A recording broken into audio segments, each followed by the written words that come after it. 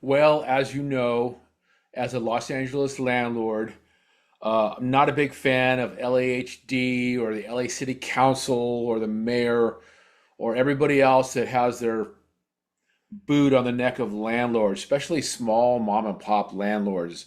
I'm not talking about the big boys, the corporate, BlackRock, Vanguard, State Street kind of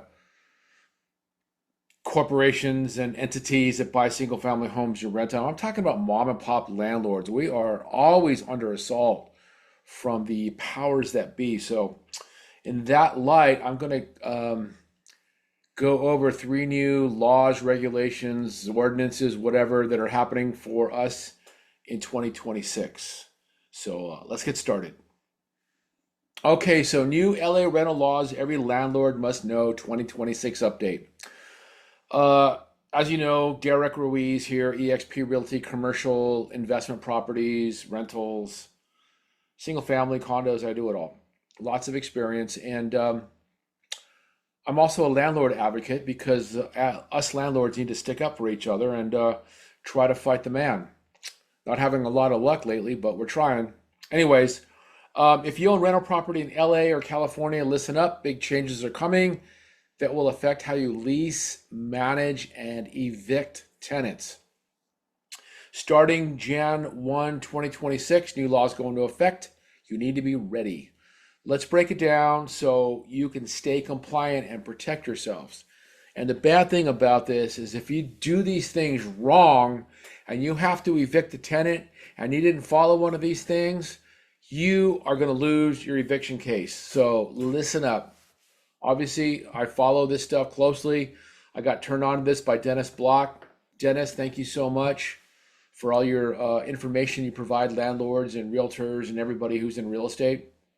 So let's start with the first one. Statewide law, AB Assembly Bill 628, effective January 1, 2026. Stoves and refrigerators are now required to be provided by landlords.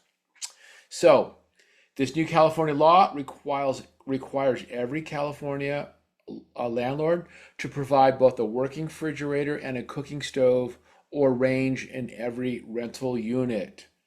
So, no more bring your own fridge, and no, a microwave or a hot plate does not count as a stove. Now, I've sold a lot of properties that have bachelor units. For those of you who don't know, bachelor units they're less than studios. Studios have a full kitchen, a bathroom, and a big space for your bed or couch or whatever.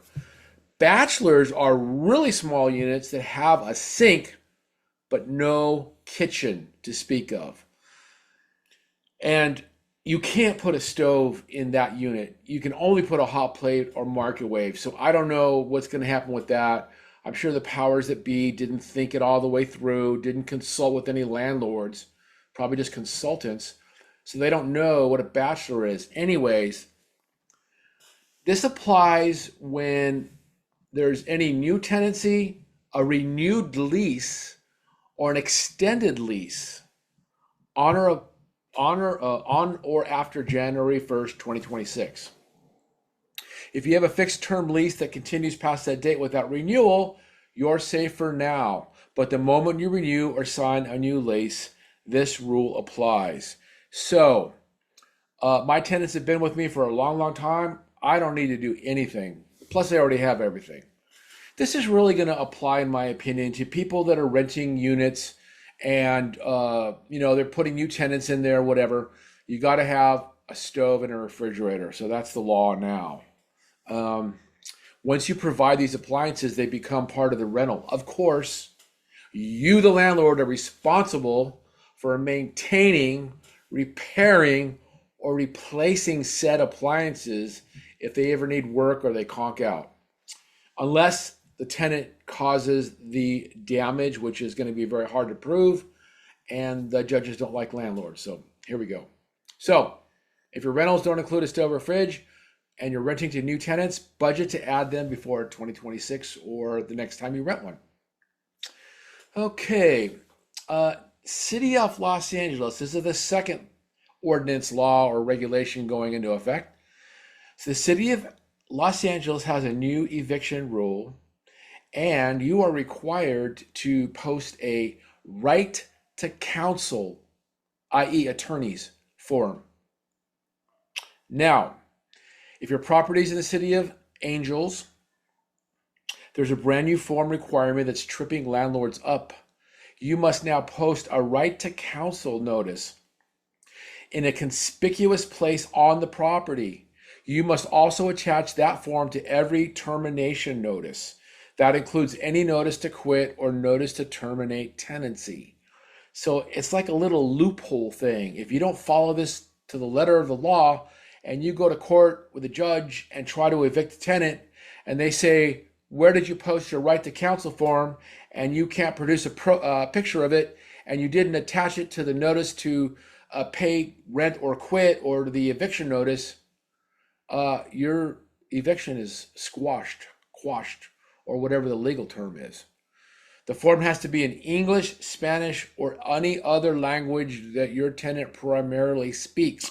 So, if you're renting to Filipinos, you got to post that sucker in Tagalog or however you pronounce it. Tagalog, I think it is. And here's the big one. If you forget to include the form, you could lose your eviction case. The court can dismiss your action just because the form wasn't served properly. Wonderful. So don't take chances. Go to the City of Los Angeles Housing Department website, download the official form, and post it on site today with the other required forms. I will have links to these forms and this information down below this video. So let's continue on.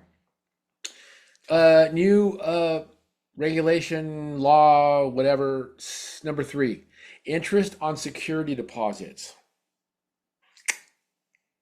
A final reminder for landlords under the LA Rent Stabilization Ordinance, or RSO, you are required now to pay annual interest on tenant security deposit. That's right. You got to come out of your pocket at the end of every year and give your tenant interest on their security deposit. I mean, they're looking for the most minute, nitpicky things to take money out of our pockets and give them to tenants. Well, let's move on here. This law has been around for a while, but here's the catch with the new regulation. Here's another one. Tenants and their attorneys are now using non-payment of deposit interest as a defense to stop evictions. So imagine you got somebody don't pay rent for 6 months, you give them notice to pay rent, and you put that RSO letter about the right to counsel with the eviction notice or the right pay rent or quit notice, but you haven't been paying them their annual interest. Sorry, case dismissed. Now you can find current interest rates on the LA Housing Department website. It changes each year, but it's usually a small amount. Still, it's worth doing. A little interest now can save you from big problems later. I got the rent. Okay, here we go. Let me switch screens here. Share screens.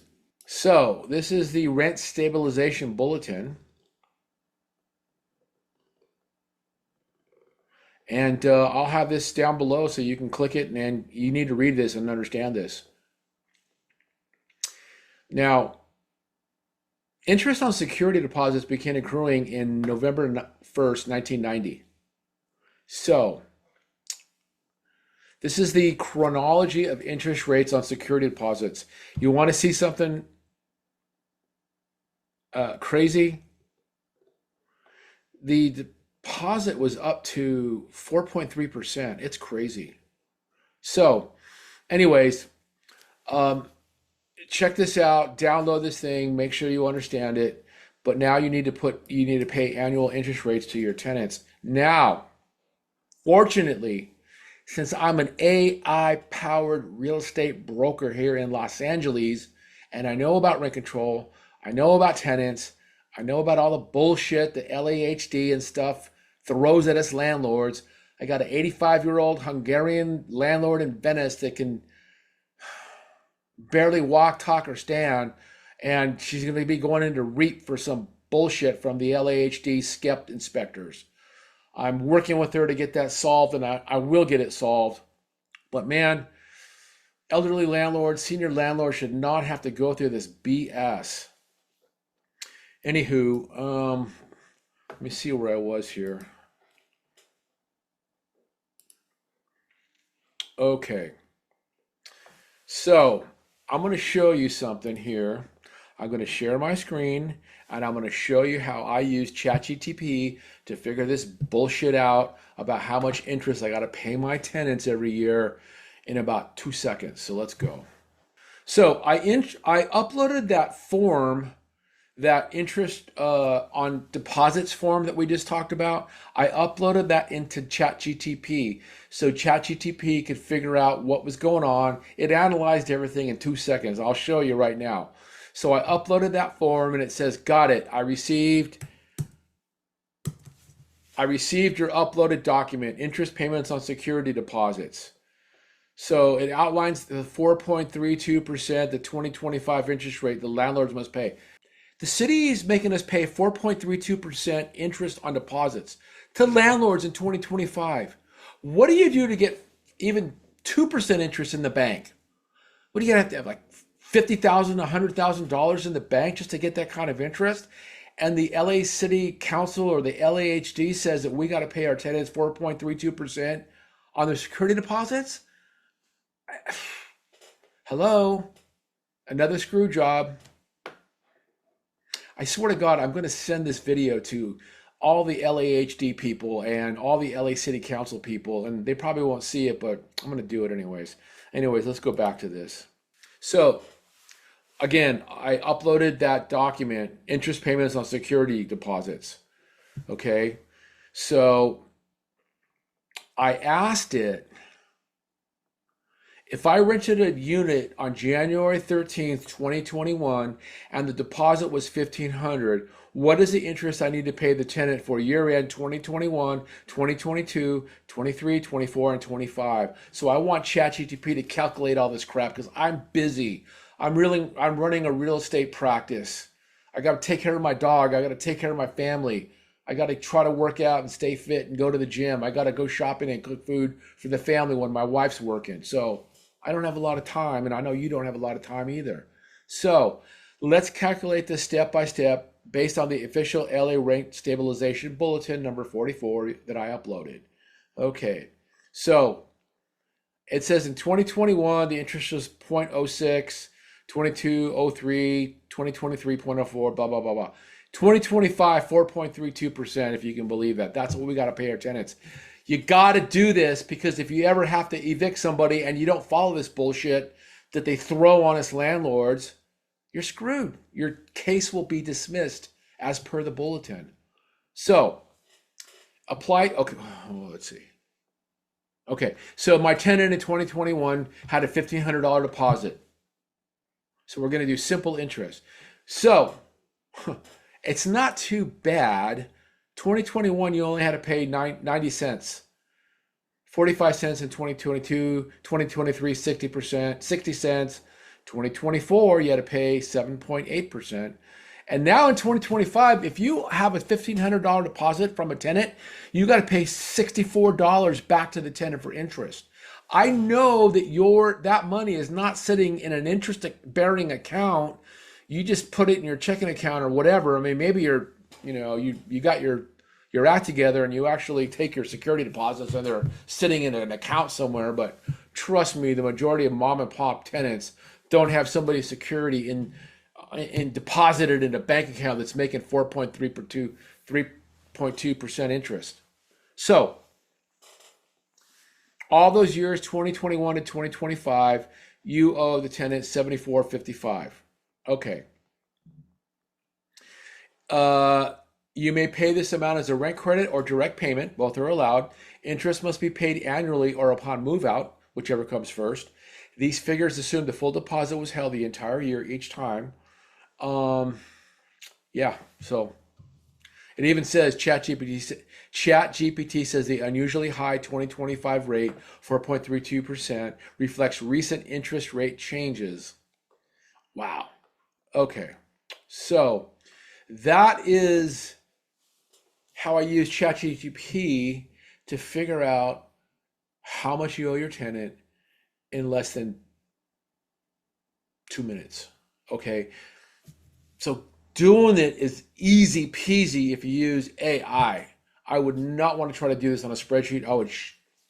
I would not be happy. So thank God for AI. I'm an AI powered broker. I use AI in my practice every single day. Okay, so remember that, please, when you need help. If you're watching this video, you need this help. I can send you the prompt. If you know what a prompt is, it's the instructions you send to AI to get the desired result you want. I can do that for you. You just email me, text me, call me, Derrick. Hey, I got 40 units. Here's what I need. When each tenant moved in, how much deposit did they put at that date? Once you have that information, figuring out the number is easy peasy. So this is the reality of owning residential rental property in Los Angeles. I've been doing this for a long time, going on 40 years. March 2026, it'll be 40 years in this business. I know a shit ton about technology, real estate, rent control, laws, dealing with tenants, selling homes, selling condos. I've done it all. I've been it all. I've seen it all. I've tasted it all. Okay, so I wanted to bring this information so we can get ready for 2026. The interest rate thing is not a big deal, but the problem is it could trip you up if you don't do things right. So you don't necessarily need to have a CPA or an attorney to do this. You could do it using AI. Again, if you're watching this video, contact me. I'll help you. It's super simple. I mean, for me, it's super simple because this is my business. So that's it for now. I hope you enjoyed this. I hope you got some value out of this. Please blast this video out to other landlords you know that aren't aware of this stuff. I'm sure you got friends, family, or people you know that own rental property. Put them in touch with me. Send them this video. Forward it to them. Subscribe to my channel, my YouTube channel. If you're watching this on another platform, go over to my YouTube channel, subscribe so this information gets picked up and put out. These videos help a lot of landlords. I have landlords that have watched my skep refusal videos, and they've been successful in telling the skep inspectors to back off, go home, go away. You're not inspecting my building. So there's really valuable information. As always, if you're thinking about selling your property and you need a global view of your whole situation, not just how much it's worth, not just how much you're going to net, but how to either exchange or defer your taxes, there's good information, there's good strategies in there where you can sell your property, do a 1031 exchange into commercial property where a professional management crew or the tenant is taking care of the property. You're not doing anything. You're just getting your check wired into you every single month. And the 1031, don't have to pay taxes. In fact, a lot of these investment vehicles will pay you more in monthly and annual income than what you're getting with your building, because you might have decent cash flow with your building, but then you got to put a new roof on, or your sewer line goes out, or you got to upgrade an electrical panel, or the HVAC system goes out, and then there goes all your cash flow for the year because you laid out $20,000. Imagine if there was a commercial investment that never ever happened. You got your money every single month, exact same thing. And with some of these commercial investments, there are tax advantages by using something called cost segregation.